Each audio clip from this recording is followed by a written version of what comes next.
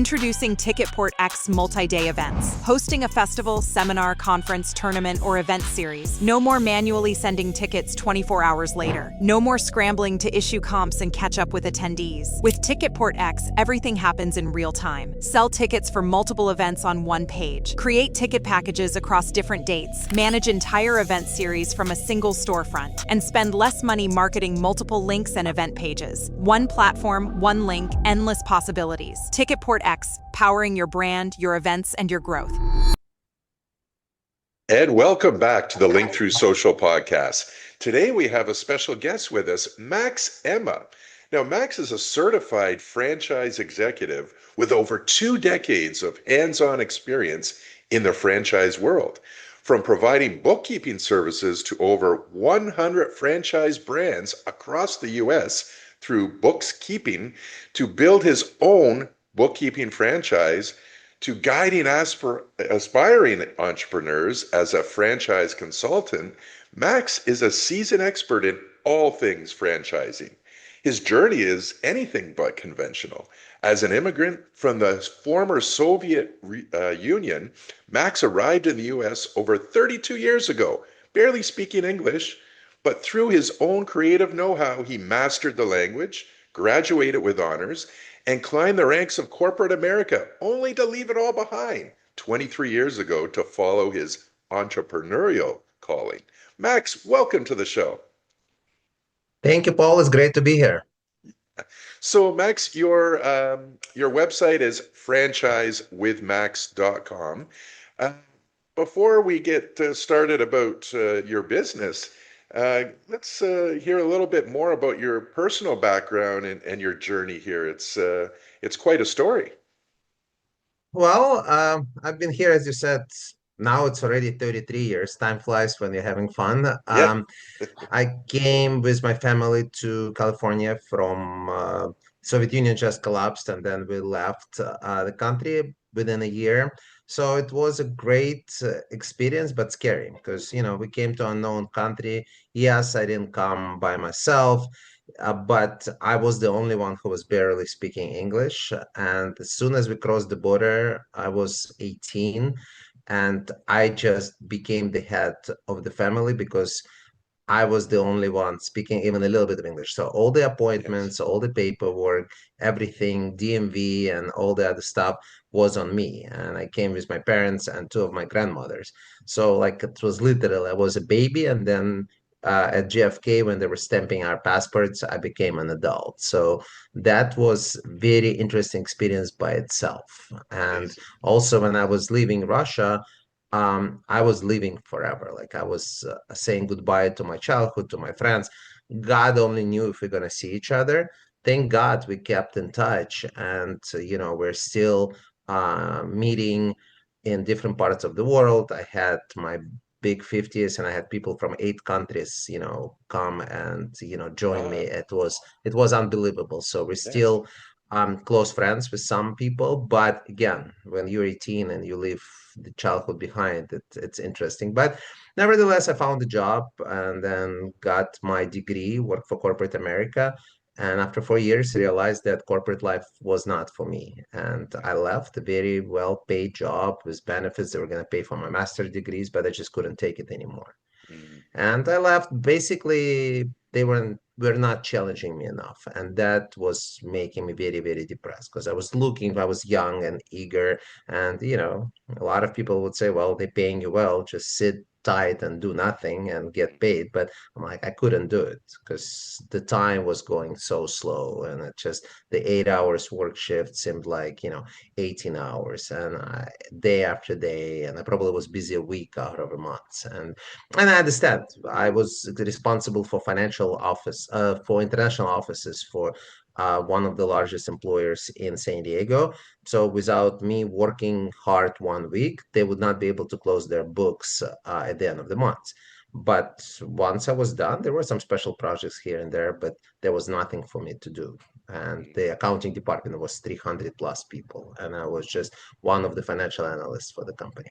So anyway, and that's what happened. I left, joined a small family business, grew it from 3 to 96 employees, Mm. and it was a construction business, and we were growing like crazy until the recession of 08 or 09 hit, and it hit Yes. the entire world, but US got hit really, really hard, and they stopped building track homes, and that's what we were doing, and we lost everything. So it was one baby at home and one on the way. We declared not only business bankruptcy, but personal as well, because well, still, when you have a construction business, you have to personally guarantee all the equipment. And that's what happened. We had a lot of equipment and zero income. So we restructured all the debt, but we just didn't have any money to pay this debt. And, then opened another company, was more successful, sold it. And while I was at it, we understood the need of bookkeeping services. And look, Hmm. I have finance degree, bachelor of finance. My wife at the time, who became my co-founder of bookkeeping, she had masters in accounting. So I was the village idiot with my bachelor. She and I both understood the importance of finance. We Yes. both knew how to do it. We were so busy growing the businesses, we just never had time to do it. So that's how bookkeeping started. That led to franchising, that led to opening the franchise consulting called Main Entrance. So Franchise with Max is just my digital business card. So people can go in on franchisewithmax.com and choose if they want to talk to me about bookkeeping for their business, bookkeeping franchise, or if they want to choose from over 600 different franchises. By the way, my services for that are completely free. We only get paid if somebody buys a franchise. So Oh, once okay. they do, we get commission from a franchisor, which we share with our candidates, and also we pay for 9 months of their sales training. Very interesting. Very interesting journey. And I can certainly relate to the 2008 09 debacle that happened across the world, and personally was affected and pivoted into this digital media, social media business around that same time as well. Um, so I'd like to focus first of all on franchising. You've amassed quite a business here, and you seem to say that buying a franchise can be a safer way to start a business. Tell me a little bit more about that. Sure. I always say that, look, you can be the best cook and eventually you will succeed opening your own restaurant. But let's say your pizza is the best in the world, but once you open a restaurant, you stop being in the food business. Yes, food is still important, but especially if we're talking about quick service restaurants like McDonald's, Burger King, and such, you are going into people's business. I don't know if you were, but average size of um, single McDonald's is 50 plus employees. Hmm. So, and most of the people own more than one, about three, four. So if you own three of them, you're employing 150 plus people. So, and then people get sick, there are people's issue, people sue, and you have to deal with that. I mean, food is easy because McDonald's tells you exactly how to um, cook the meal. I mean, they ship you everything, so you just have to follow the rules. And Right.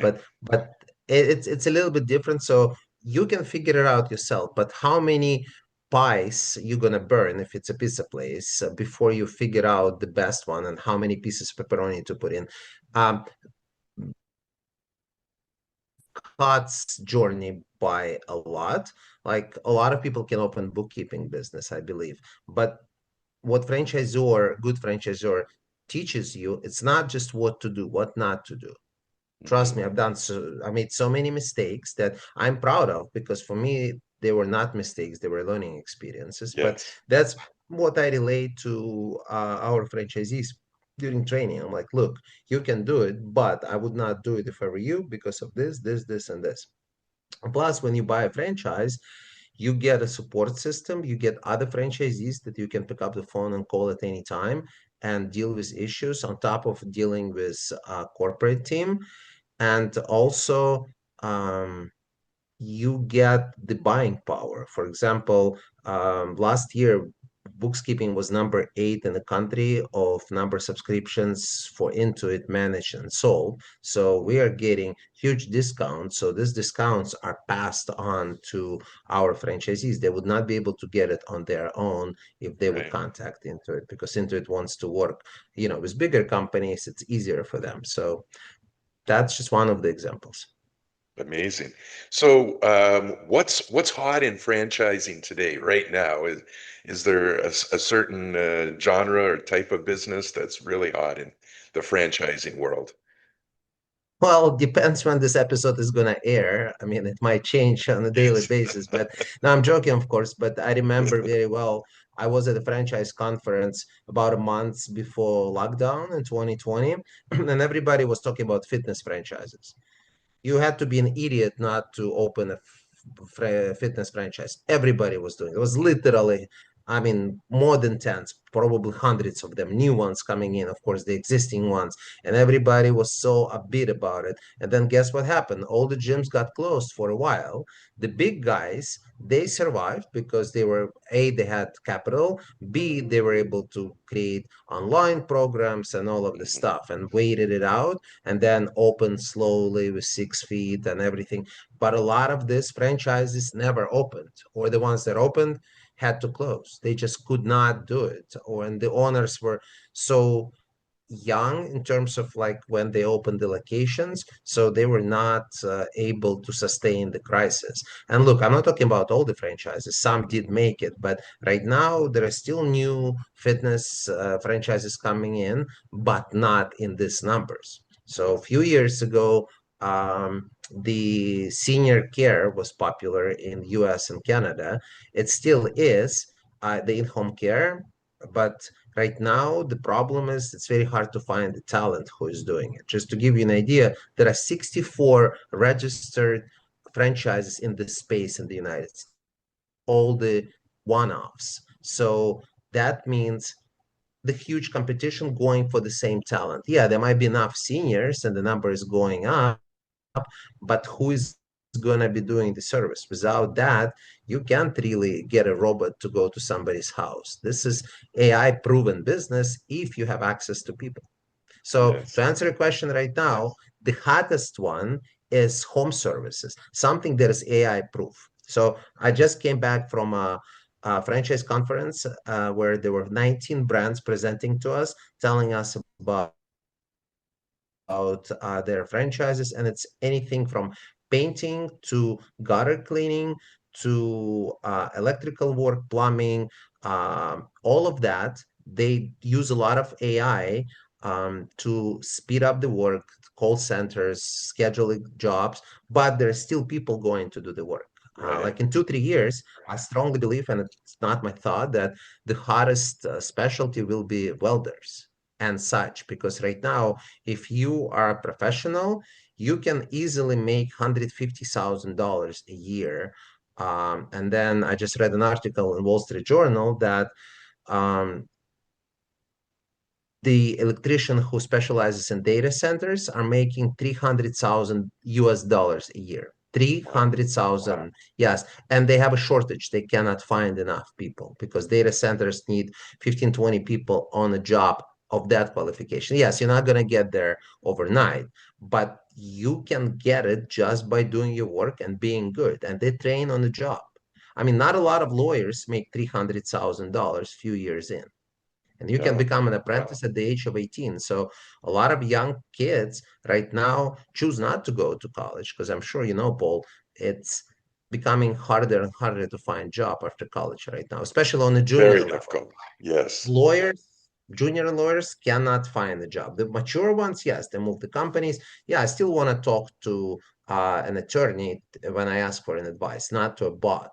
But Hmm. I know that my attorney is using AI to do the prep work that saves me money, and that actually cuts my time with the junior staff. So they don't need that. And that goes for a lot of different specialties. So right now, home services is absolutely the hottest Hmm. because people do still need a plumber to go inside their house to fix. I mean, the average age of a home in the United States is 44 years.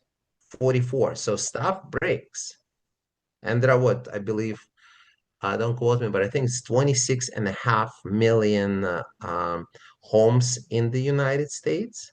Mhm. So the market is huge, especially in the rural areas. There is not enough supply of talent and supply of companies. So people are killing it, and there are a lot of markets available, and there are different opportunities. And the coolest part, they don't want you to be an electrician or a painter or whoever when you buy a franchise. They want you to be a business person.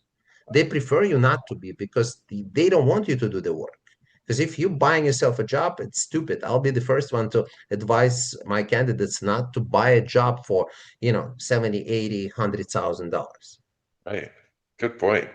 Amazing point. And I just love the direction this is going because you're right. Skilled labor is just something that is so valuable right now because AI is helping us plan our business, potentially grow our business. But at the end of the day, we need that skilled labor to actually take care of the business that they're offering. Like you mentioned, painters and welders and plumbers. Um, how are you using AI in your business? So for Well, advanced, or you're keeping up with the latest innovation? We talk about it every week. It's moving at a speed of light. What are you doing in your business, Max, how I in use regards it to AI AI? or how I use AI or how do I want to use AI? They're two different Well, questions, let's start with So how you currently use AI. how I'm using it, I'm by maximizing my time, making my time more efficient. And look, right now, ChatGPT and Claude are like my twin brothers, and I still use both. Depends for what projects. I don't clearly don't use them enough, but that saves me time. I'll give you an idea. For example, when we develop a new territory for a new market for bookkeeping franchise, and a candidate lives in certain zip codes, it was taking hours to go and see, okay, let's do this towns, let's do this cities, let's combine the zip code. Like our territory is 500,000 people. I Yeah. mean, it's easy when you just give them the entire city. But what if they only want part of it? Like, for example, San Diego is 3.2 million people in the county. Mm, So that's about six territories available. So somebody says, I live in this zip code and I want my headquarters to be here. So now we have to build it out. So anyway, before, yes, there are softwares that do that, but we are, for example, doing it around businesses and not, I'm sorry, around people, not around businesses. So, and then a lot of softwares are very expensive. So what was taking hours now with the help of AI takes literally minutes. I still amazing. have, I mean, it takes literally 10, 15 minutes instead of 5, 6 hours. Yeah. And Yeah. because I'm responsible for it, yes, I do have employees, but it was always my project. And it was fun project, but five, six Hmm. hours. I still send it to my employees afterwards and then have human to check to make sure that it makes sense. Always And important. sometimes, AI makes small mistakes, but they're like really small, like, hey, this zip code is not attached to that zip code. And then somehow Right. AI is missing it. Okay, fine, we'll address it. So let's say it's 15 minutes and then it's another, call it 30 minutes of a human. I mean, it's Right. still under an hour. And Hmm. I'm a CEO of 3 companies. I have teams in all of them, but it opens up so much time. I mean, trust me, I would rather go to gym or spend time with my loved ones than, sit and do that useless work. That's something that Yes. can be automated. So that's how I use it. Now we are trying to use AI as much as possible to um, speed up the process. And for Okay. example, in bookkeeping, QuickBooks and other software is already doing a good job. What was taking 5, 6 hours before, now it's taking 2, 3 hours. And we are taking advantage of it. Instead of increasing our prices, we're decreasing them and we're passing on the Oh, savings to our clients. And thus we're getting the market share. So for me, AI is a friend. I believe in it. Do I do enough? No. I schedule every day in the morning. 30 minutes my AI training. Do I do it Yeah. every day? No. Am I gonna put myself in the gap that I'm not doing it? Also, no. Right. You're not gonna get guilt from me right now, but I know it has to be done. And there are some days that I do spend 2, 3 hours training myself. And yeah, it's good that you're doing that. And what about the potential franchise owners that come to you? They're going to they maybe chosen an industry that they want to get into. Are they using AI to do some research before even approaching you, or are you encouraging them to use AI to uh, depending on the type of business that they want to maybe potentially become a franchise owner of? 100%. And they do both. They do come to us already researching the market. A lot of the time, people make a mistake. They ask general questions from, let's say, ChatGPT, what business Yes. is hot? So right now, if you ask what business is hot, you're gonna probably get the senior care. Okay. But if you don't ask the question, what are the challenges, you won't know about finding the skilled talent to do the work. Yes. And Yes. then you might come in and start looking into that. Yes, if you are smart enough, you will figure it out. But all you have to do just ask one extra question from AI. So that's Right. why it's good to come to us. Definitely, I'm using AI when I talk to candidates. A lot of people when they come to me, they don't know what they want to do, and that's the most fun because somebody comes in. I want to buy a pizza franchise. My job is to ask where they live and find which pizza franchises are available and give them a list and say, okay, go talk to them. But that's not fun. A lot of people come in, they just left the corporate job and they're Yeah. ready to do different things. And they might be looking at the swimming school and at handyman franchise at the same time because I know it's unrelated, but people look how fast they're gonna get their money back. I mean, what the time involvement is, where do they want to live, and do they want it to be Monday through Friday, 8 to 5 job, or do they want it to be, Mhm. 7 days a week potential job? Like if you opening mitigation company, unless you hire somebody, your phone might ring, at midnight on Saturday Right. because somebody is flooding and they're calling company after another. They don't care if you sleep or not. And No. if you don't go now, you're gonna miss this job. Right. Okay. Right. But big franchise is bigger. They have call center 24 hours. So the call doesn't come to the owner. The caller come to the call center. And then if it's through emergency call center, we're gonna wake up your crew, and the crew is going to go there, and you'll deal with the paperwork in the morning. Right. So that's very important. It can be a great business, but it's going to be I don't want it. I want to work 8 to 5 Monday through Friday. Like one good business right now is a testing lab for um, work for workers for drugs, but it's open Oh. 8 to 5 Monday through Friday. Nobody's gonna call Mhm. you on Saturday or Sunday. Hey, I want my employee to get tested for drugs because just nobody gonna do it. Nobody gonna wait in line on the weekend. So there Yes. is no emergency. Yes, you might stay 15 minutes extra if you're doing the work yourself. If there is a line of people, it's a good problem to have, but nobody's Right. gonna call it promise. So you have to take all that into the consideration. But yes, AI is a huge part of it. Good. Yeah, it's big decisions. You're either, maybe potentially leaving a corporate job, like you said, or maybe you didn't even have a corporate job. You just had a company or been a disenfranchised, no pun intended, about, working for yourself and wanting to start a different type of business. So there's lots of questions to ask. It's not as easy and cut and dry as just choosing a particular genre. So, uh, Max, this has been very fascinating, and urge everyone to go to franchisewithmax.com. Like he mentioned, this is the URL that will all the different types of things Max does, from owning a franchise to buying a bookkeeping franchise and actual bookkeeping services as well. Are you also active on social media, Max? So I'm active on LinkedIn.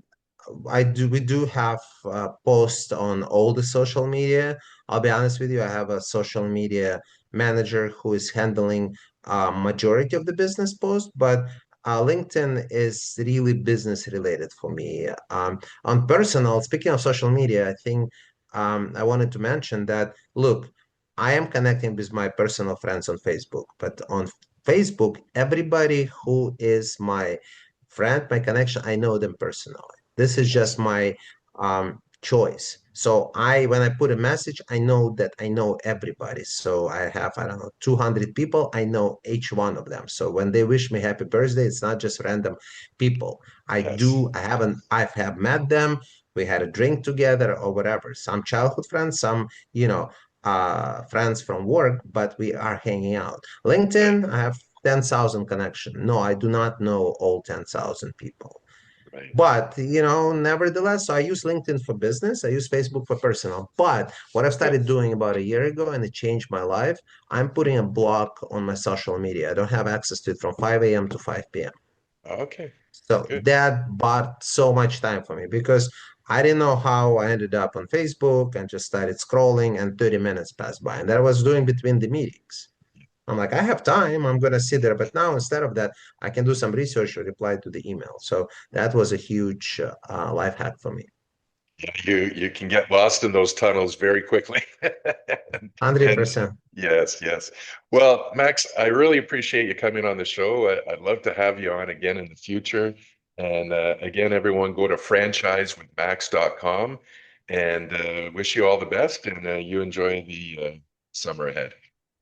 Thank you, Paul. Same to you. Okay, well, the Link Through Social podcast will be back after this short message. Tired of stressing over what to post on social media? Meet Smart Post App, your all-in-one solution to create, schedule, and grow your content effortlessly. In just a few taps, you can generate engaging posts, stay consistent, and keep your audience coming back for more.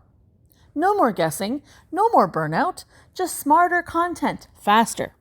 Whether you're a business owner, creator, or entrepreneur, SmartPost offers both premium and pro plans.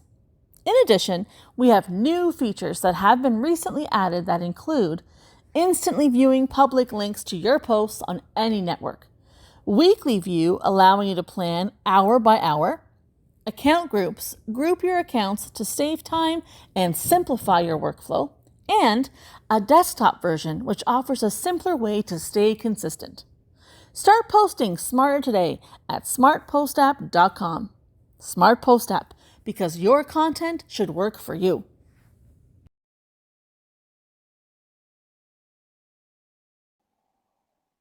Welcome back to the Link Through Social podcast. Well, we have a really good guest for us today. She, over the last 20 years of PR and marketing experience, Goody PR founder Liz Kelly has secured top media coverage for clients including show CNN, BBC World News, NPR, and in Time, People, and Forbes magazine. Kelly is a Johns Hopkins University Carey School of Business graduate, autism advocate. Welcome to the show. Well, thank you so much. I really appreciate you having me, and I'm excited to share. I love social media and the whole impact on traditional PR.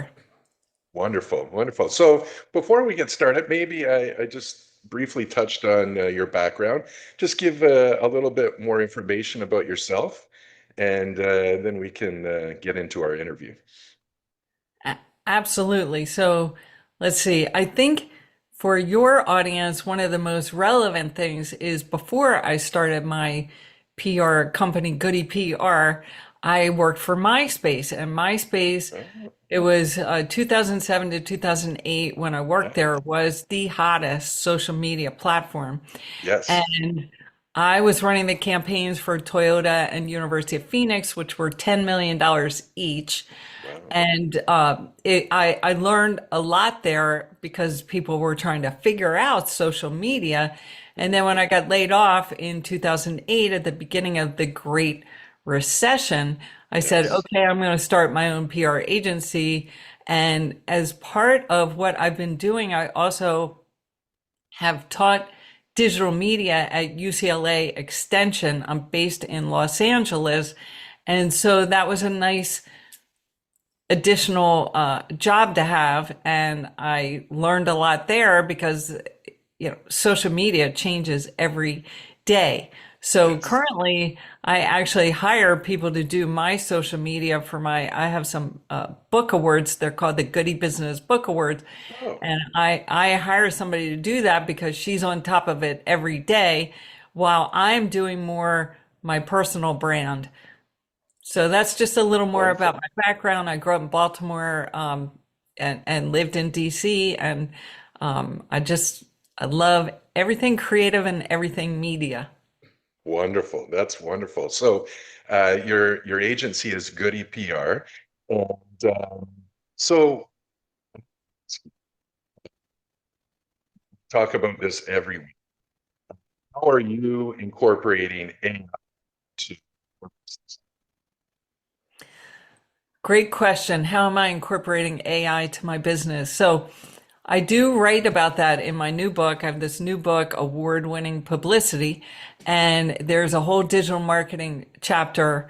And one of the topics is AI. And the way I use AI, number one, is for research. And number two, I create graphics. And let's see, number three, pictures. I'll enhance pictures. But what I won't do is I won't use AI to write a press release or write my book because I feel like if you get AI to write, then it's not really your work. And so it's a great research tool. That's the way I recommend it. It also can help you enhance your process, but I really don't like using it for writing. On social media, I've used it for some of the graphics, like that caricature option when everybody was doing that. I had Yeah, fun with that. I think I did two or three of them. I think we Um, all did. yeah. And then my favorite tool, which I'll share as a publicist and founder of Goody PR, is Notebook LM. And Okay. Notebook LM is something that was created, I think, by Google as a study guide for students. So you can put a whole book in there, a PDF of a book, and it will come back with a 20 to 25-minute audio summary. It will also give you an executive summary. It will give you a Q&A. It will give you a slide presentation if you want it, and an infographic. So when I get a new client with a new book, I will put it in Notebook LM so that basically I can figure out the basics of the book really fast and try to find the messaging that then I'm going to go pitch to the people. I pitch are TV, radio, print, and podcast hosts so that I can get my clients earn media interviews. But so that's how I'm using AI in the big picture. An Wonderful. example of research might be I might say, who are the top podcast hosts in the social media space? And then your name might pop up. Oh, I hope Or so. I hope so. I hope so. I mean, I love the name of the show, Link Through Social Podcast. And then I think I've also used it for who are the Fast Company reporters writing about leadership, Mm, because there's a lot of Fast Company reporters, just like any media outlet, like CNN, but you have to find the people writing about your niche. And even though I have access to databases that I pay a lot of money to have access to that have 600,000 contacts across the wow. country, they're not always in that database. So AI can help you find people who might be hiding. Hmm. Yes, that's right. So I have to ask you, you're in the PR business. What is the biggest mistake that people make when trying to promote their brand? great question. The biggest mistake that people make when they're trying to promote their brand is that they don't show a humble or a vulnerable side of them, and they just want to talk about how great they are. Yeah. I love telling this story about how I failed second grade. I was 7 years old. We didn't get our report cards. So I marched down to the principal's office and said, "Where are my report cards?" And the principal said, "Can you sit down? We've been meaning to talk to you because you're failing everything." And they didn't say it exactly that way, but you're failing everything. So do you want to go back to first grade now or repeat second grade? And I was 7, and I immediately said, I want to repeat second grade.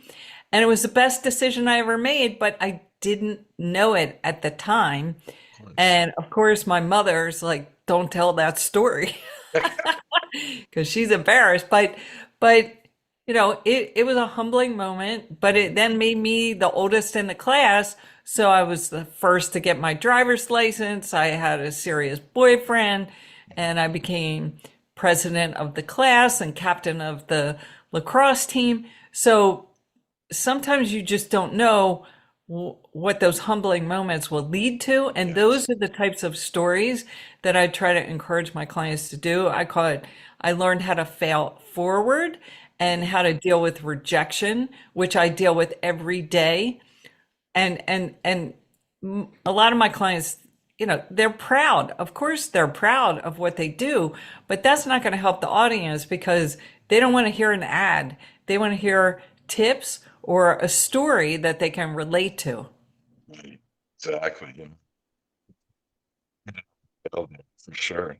So what are some of your, maybe the top 3 media training tips for people to shine on TV, radio, and of course? Absolutely. So the top 3 media training tips that are in my book, Award-Winning Publicity, and also I coach my clients on this, are number 1, 80% of your communication is body language. So it's a very small percent listening to the words. So you got to make sure you smile, you look good, you feel good, you have energy. When I was doing TV interviews, I guess this would be number 2. I did not do this today, but they would say, you have to get up 2 hours before a TV interview so that you don't have bags under your eyes and you're awake. And let me tell you, when you have a 6 a.m. interview and you have to get up at 4 a.m., that is brutal. Yes. And then my third tip, which is really throughout Award-Winning Publicity, is use the rule of 3s, which is talk in 3s, which we're doing right now. Because if you give 3 tips or 3 key points, it's a lot easier for people to absorb that versus if you're like, "Oh, let me tell you the top 10 tips." That is too many. People's brain gets overwhelmed. And so use the rule of 3s. I love it. I love it. So I just want to get a little off topic because I mentioned off the top of the show that you're an autism advocate, and I'm very interested to know a little bit about that. That's near and dear to me, and I just wanted to check in with you on what you're doing. Well, thank you for asking because autism is near and dear to me too. And I have a loved one with autism. And I also, because of that, have learned so much and built a network. And I go to a lot of autism events. There is a woman I can name. Her name is Danny Bowman, and she's on the show Love on the Spectrum. And yes, I'm familiar with that show. Yes. Yeah, and I met her about 15 years ago, and she was a lot younger, and I met with her family, and they gave me lots of insights for what my family was going through because we had never had anybody in the family with autism that we knew of, and we were all learning, and Danny Bowman was super helpful, and then I did some PR work for her. She is a rock star. She has trained, I lost count of the number. It was 600 people with autism how to do animation and graphics. And then she takes films to Comic-Con every year, and I would go down to Comic-Con and do videos and post them on social media. So Yes. it's great. And then part of the proceeds of award-winning publicity go to autism charities. So Oh, wonderful. I rather donate every year to autism charities because it's a big community. Yes. Is it 1 in 68? I think has autism now. Mhm. That's yeah, that's a staggering number. And, social media often gets a bad rap about things that are getting posted, but you can do positive things with social media as well, and to bring awareness to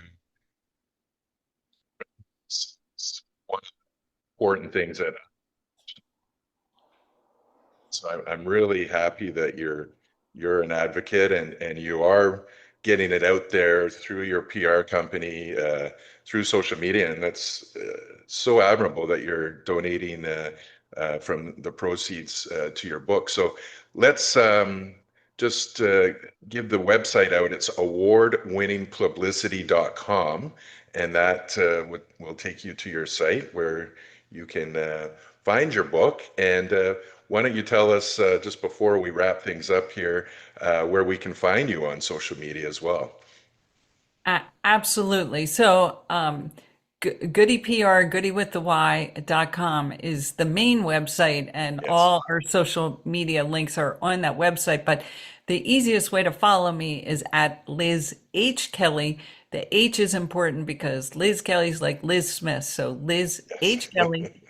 Yeah. And I just want to say that there are a lot of video marketing tips in award-winning publicity because that is very important to me. And I have done, I don't know, probably 1,000 videos. And when I did the videos at Comic-Con, I did one of Hunger Games, the cast, and it got over 1 million views. So Wow. I'm very proud of that. Oh, you should be. Absolutely. I can't wait for the Link Through Social podcast to have 1 million views. We're getting a few thousand, which is pretty good. We That's, just got started, so that's it's great. going. But that's wonderful, Liz. Well, I really appreciate you taking the time to join us today, and in the future, I would love to have you back on the show again, and just let everyone know that go to goodypr.com, and also award-winningpublicity.com, and follow Liz at Liz H. Kelly on all the social media platforms. Liz, certainly a pleasure. Thank you once again for joining us here on the Link Through Social podcast. Well, thank you so much, Paul, and thank you to all the listeners out there, and good luck getting your story out there. Wonderful. Well, the Link Through Social podcast will be back right after this short message.